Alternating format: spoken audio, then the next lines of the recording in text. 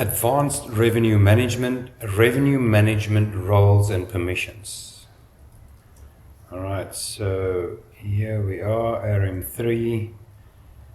Essentially, you're going to have two system roles, a revenue manager and a revenue accountant.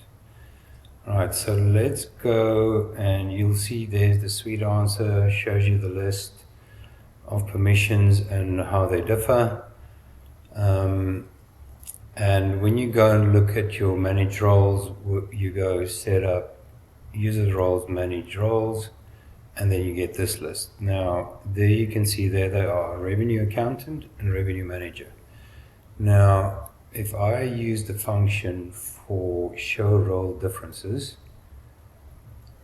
and I choose the revenue manager there, and I compare that to the revenue accountant, right?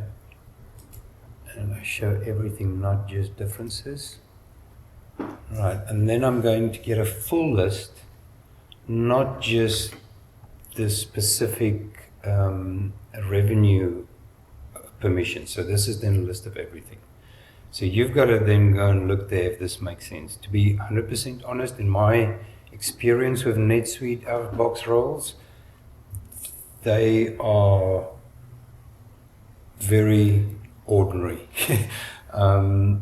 You definitely need to look at these roles in detail at every single one of these permissions and the levels, and set that right. And I guess there's a fair chance you might have more roles, and of course I found that most of my clients, they don't really want to log in and out of roles. They actually want one custom role where you roll all of their tasks and responsibilities into one role. So these roles are there for you to use, and they will get the job done. But in my opinion, a custom roles, well designed, is one of the most important things that you need to apply yourself to.